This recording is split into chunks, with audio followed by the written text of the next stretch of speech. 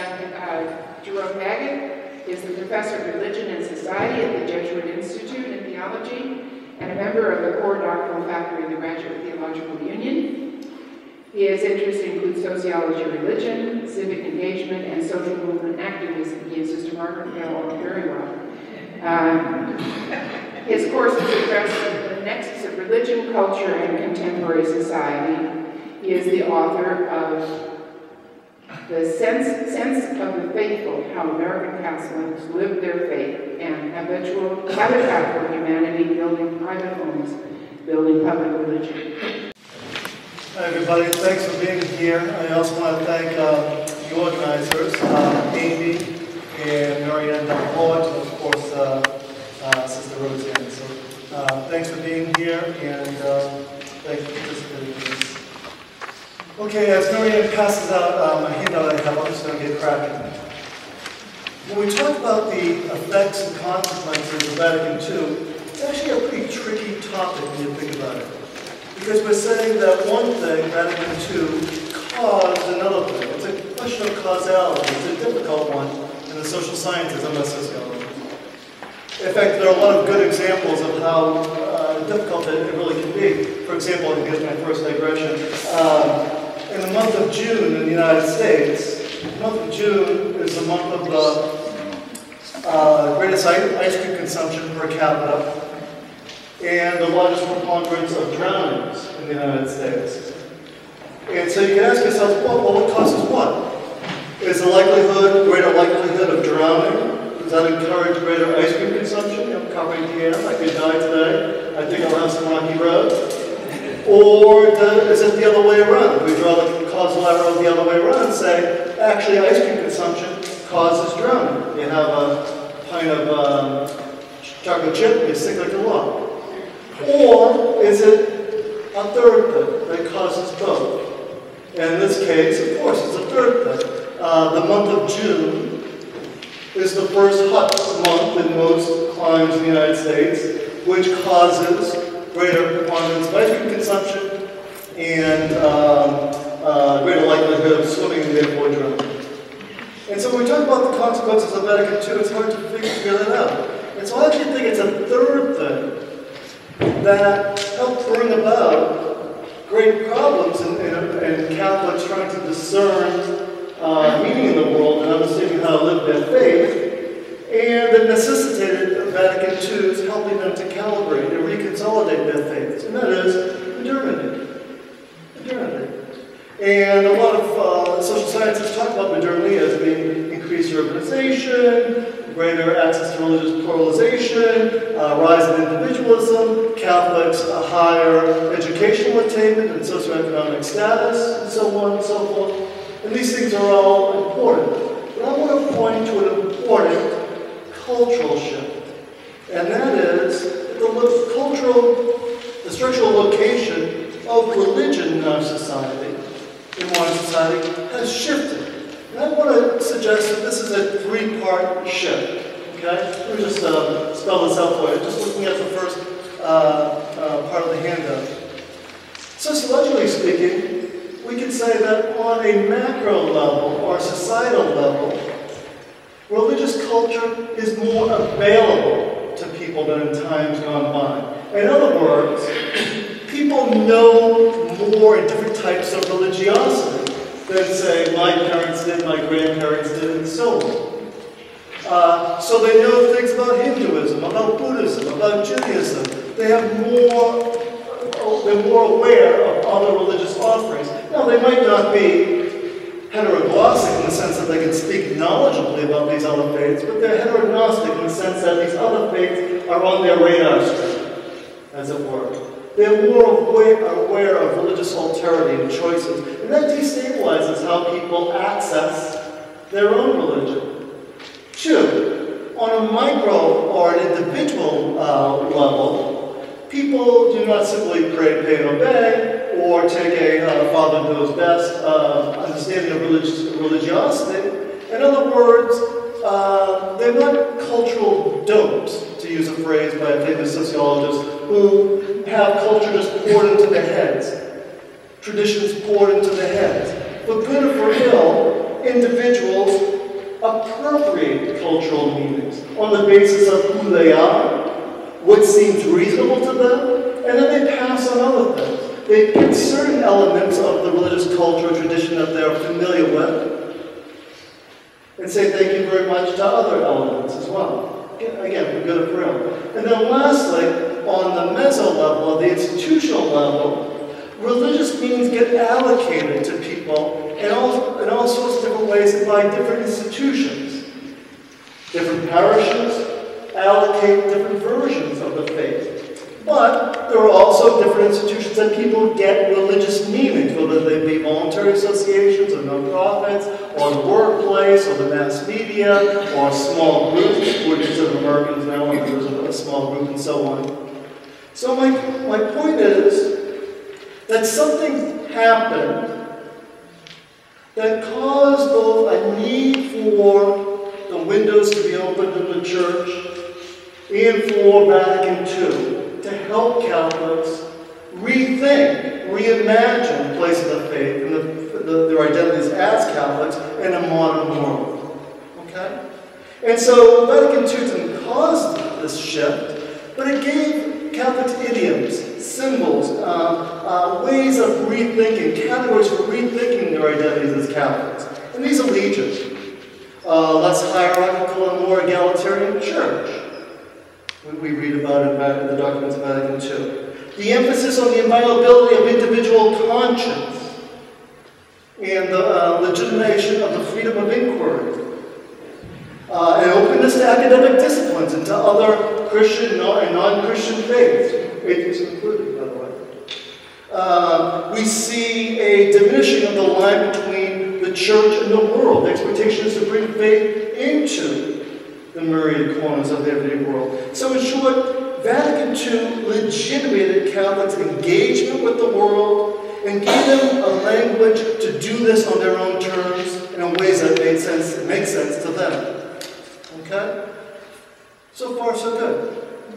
However, this shift has opened up certain dilemmas that Catholics are facing today that I think are largely unresolved. And here I have to focus somewhat, so I'm going to focus on the experience of American Catholics. I recently, as Sister Roseanne mentioned, I recently wrote a book on American Catholics, doing something that a lot of authors of books on American Catholics do not do. I talk to a lot of them, rather than something to them. And so I talked to 300 very active Catholics from the Bay Area and so on. And I think I produced, they produced 7,000 pages of single-space interview data, which almost killed me to read and so on.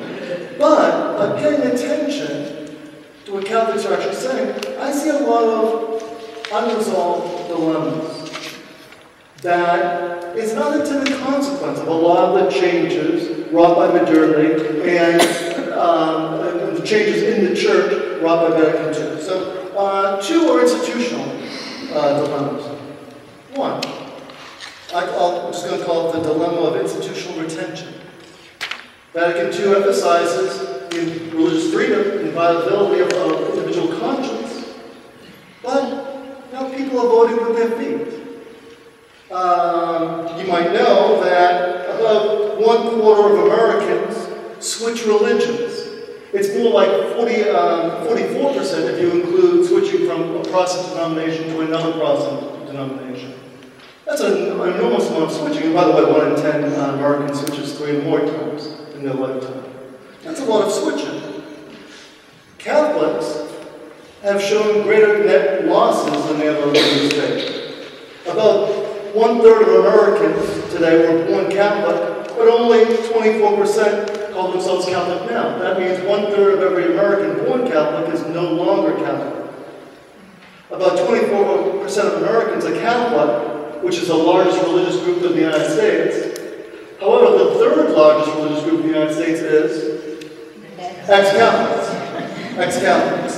And that number is growing, particularly among educated white Catholics.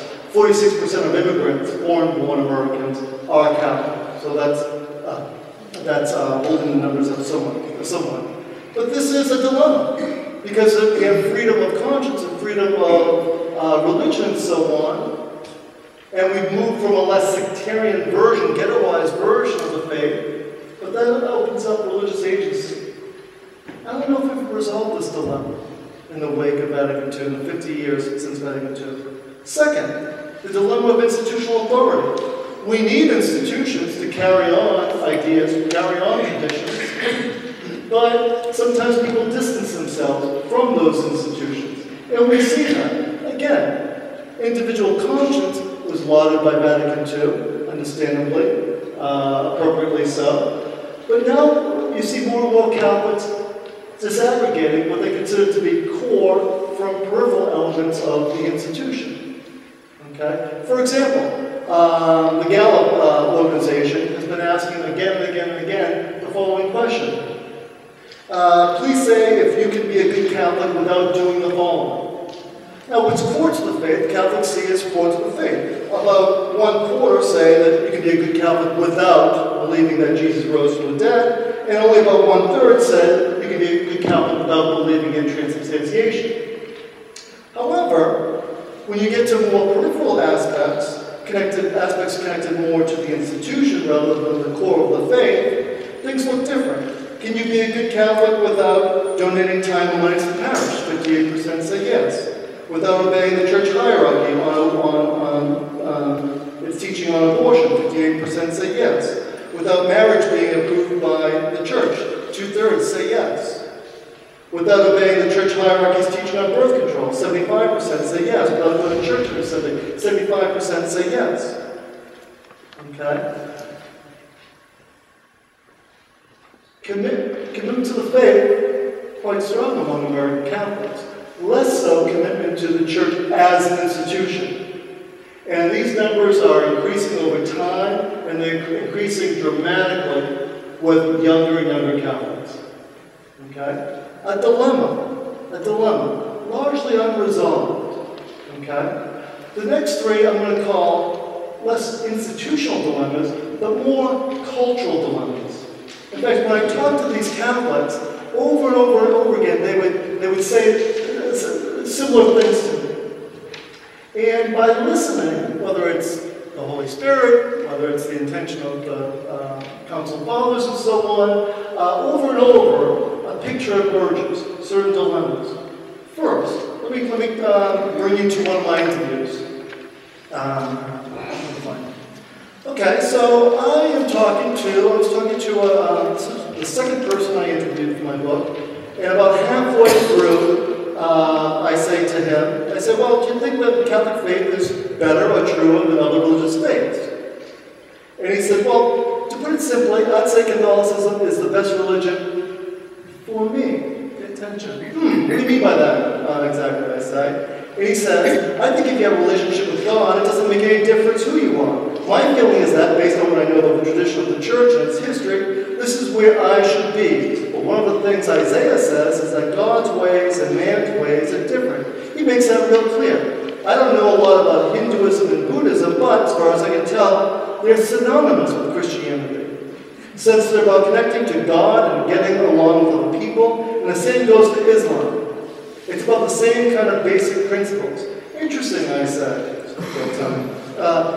But if that's the case, then why be specifically Catholic? Because that's what works for me. It's what works for me. It's the path that I think is working to make me closer to God. Besides, this is a tradition I know and feel comfortable with. Now pay attention to that. I say, is Catholicism better or true? He says, I'd say Catholicism is the best religion for me. Then why be specifically Catholic, I press. And he says, well, because this is what works for me. What is this cultural shard, this conversational shard that we can pick up and examine? I actually think it's telling us quite a bit. I think it's denoting this person's unwillingness to hubristically overestimate his own understanding of the truth, or judgmentally underestimate somebody else's understanding of the truth. This conversational shard, which was ubiquitous among the people I interviewed, I think makes sense in light of religious pluralism. If you look at the latest data from Robert Putnam's work on American Grace, big, important survey of American religion, 93% of American Catholics agree that a good person who is not Catholic can go to heaven. Okay? 93%. That's rather dramatic. Now, it poses a dilemma. I think epistemological humility, an embrace of one's own unknowing, and unwillingness to judge other people as being less or having no access to the sacred, and that kind of epistemological humility is valuable. I think we'll try it myself sometime. But then you have to ask yourself, well, what's the value of any one religious tradition vis-a-vis another? If one faith is as good as another, how do we understand religious particularity? I actually think that this question was open, the door to this question was opened by Vatican II. And good Catholics, thoughtful Catholics, are grappling with this dilemma. But I'm not so sure they're getting good help navigating it, thinking it through, and so on. Second, another shard I picked up along the way. This is the good person shard. And I just wanted to note that in these interviews, they were about 2 hours long each. Long, important, I think, conversations with rank and file Catholics. I would often read them a Bible passage and ask them to give me their feedback on this Bible passage. And halfway through this excerpt, I mentioned the Bible passage I had read this person on Matthew's apocalypse, on the last judgment scene in Matthew 25. So you'll see a reference to that. So anyway, I say, again, this is about halfway through our interview.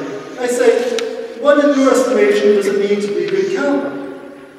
And he says, I would say that being a good Catholic in the traditional sense is going to Mass regularly, giving your time and money to the church regularly, and obeying the beliefs of the Catholic religion and how you treat other people. I try to do that stuff. Overall, though, being a good Catholic is a goal I'm trying to attain. And since I don't know many of the fundamental doctrines of the religion, I mostly do this by trying to be a good person. How does that relate to the last judgment passage I just read to you, I asked. When I hear that passage, I'm reminded that we're called to do things for other people. I try to do that stuff, but it's a pretty daunting task. Sometimes I wonder how good I have to be good. How good do you have to be good? That's a sociology trick there. How good do you have to be good, I ask. Geez, I knew you were going to ask that question. I don't think you have to be Mother Teresa good or anything. I think we're called to do those things in the story, but I don't think we have to do all of them now. I think the story is showing us the ideal that we're supposed to grow to. I'm in process, and that's the direction I'm hoping to grow spiritually. Is that what growing spiritually means to you? I push. Yeah, it is. I don't think it's about memorizing the Bible and necessarily believing this or that. I really do think it's about being the best person you can be. Okay, let's pay attention to this. When people hold doctrines more loosely, particularly vis-a-vis other faith traditions that have different doctrines, the locus of their identities is often in the ethical ramifications of those doctrines. So people identify as Catholic as a good person. Now that's fine. I think it's pretty good to be a good person. Again, maybe I'll try that one of these days. And we know a lot of Catholics are saying the same thing. Gallup data, 5 out of every 6 Catholics in the United States say how a person lives is more important than whether or not he or she is Catholic. Okay? And pay attention to what this person is saying. One, it's pragmatic. It's Catholicism practice. I mostly do this, being a good Catholic, by trying to be a good person. It's very pragmatic. It's very self-monitoring. Being a good person is a very unrestricted identity in our society. If you hinge the wagon of your identity in believing certain things, you can just ask yourself, do I believe those certain things? If yes, okay, that's my identity. But how to be a good person varies from person to person. You might be a good person in your estimation because you've given your life in service to others. I might call myself a good person because I haven't killed anyone today. Yeah. So it's also self-monitoring. He says, I wonder how good I have to be good. It's not clear. It's not a well-paved route. It requires some self-monitoring, some reflexivity, and so on. And it's also teleological.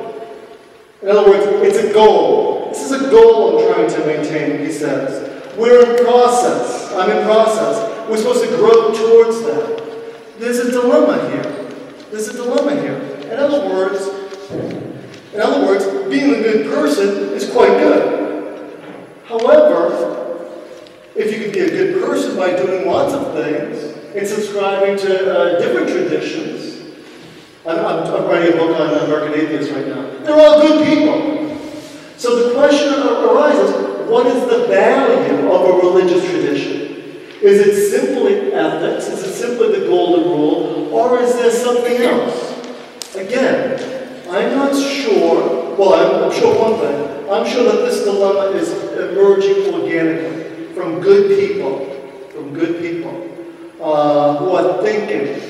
But I'm not sure that we have the idioms for resolving this dilemma. I think this is a dilemma that we're not paying sufficient attention to as a church. Last one. Last chart. My faith.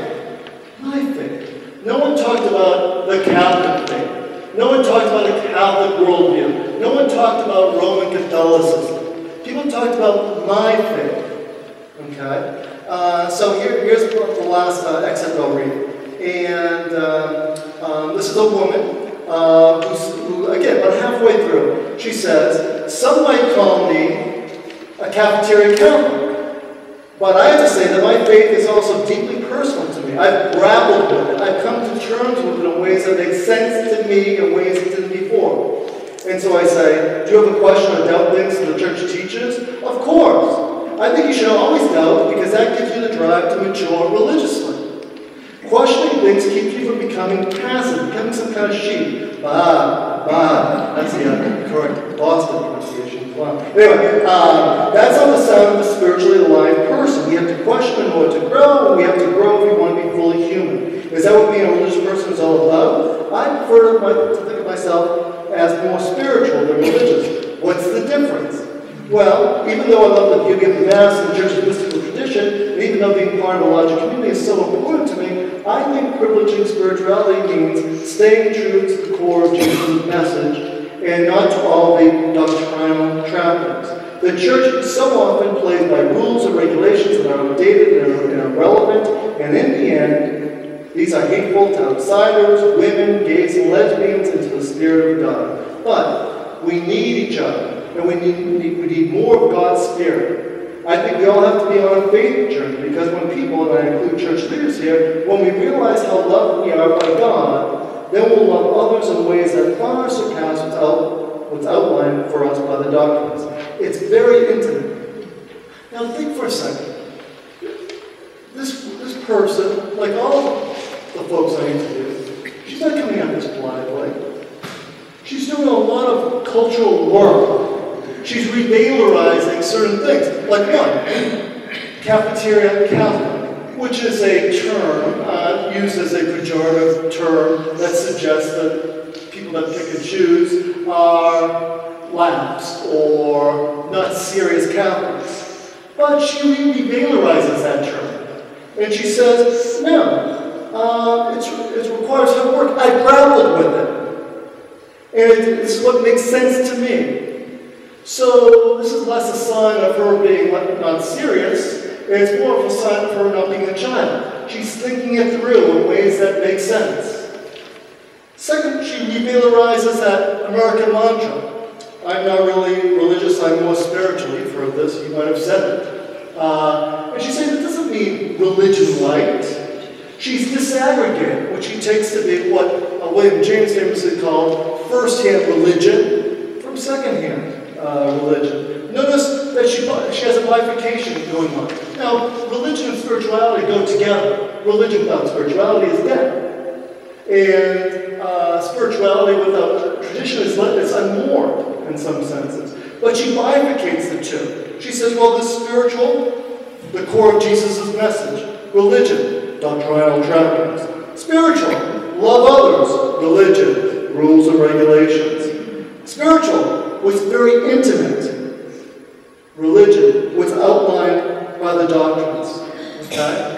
Now, this would be well nigh impossible, this disaggregation between the religious and the spiritual, if we're not for a couple of transformations. One, let's call it the seductivization of religion. For good or for ill, the locus of religious authority has shifted from what Immanuel Kant once called heteronymous authority, outside authority, instantiated in leaders, or texts, or doctrines, to the self. Again, for good or for ill. Okay? 75% of Americans say that questioning can actually strengthen one's faith. Used to be questioning was a sign of a weak faith. Now it's a sign of a mature faith. Or notice the movement language. If you were to ask my mother, are you a good Catholic? And she'd say, yeah, I am. And then you'd say, well, prove it, lady. Well, she's no lady, but she would say, well, I'm firm, I'm convicted, I'm steadfast. Notice the stasis language. And if you were to say, Jerome, are you a good Catholic? I'd say, sure. Well, prove it. I seek, I quest, I journey. Notice the movement language. I wouldn't privilege one iteration over another. It's just a different cultural frame. And we see this quite a bit with respect to syncretism among Catholics. 20% of American Catholics consider themselves to be born again. You can take from over here. Evangelicalism. About a quarter of American Catholics consider they believe in reincarnation. Take it from over here. Again, for good or for ill. And I say that because it poses a final dilemma. Poses a final dilemma. Yeah, authenticity is important. Authenticity is good. But how do we know we're on the right track if me and you and you and you and you can have your own version of the faith? There are no obvious answers to any of these dilemmas. I'm saying that they are dilemmas. And they're being raised and grappled with by very serious people who have not yet left. Although the children have. Very serious folks. And I think the door to these dilemmas was opened by both modernity and Vatican II's equipping people with categories for thinking through these dilemmas, but we haven't, as a faith community, truly addressed them. I think we have often turned the other way. I know, interviewing a lot of ex-Catholics now, that they were stymied by these dilemmas and voted with their feet. I don't think that needs to be the case. There is I don't know why I'm thinking about this now. Many years ago when I was in graduate school in the 1950s, I read Ernst Troeltsch's great 2-volume Social Teachings of Christian Churches, and at the end of that book he has this wonderful line that stuck with me. He said, thoughts will have to be thought that have yet to be thought, if we are going to find our way amid a new context, in a new situation, asking us new and more pressing questions. I think that's what these dilemmas are addressing, are asking us to address. I think they are the legacy of Vatican II, and I think we honor that legacy best by not looking backwards, but forward, and attending to the difficult questions being posed by the community today. Thank you.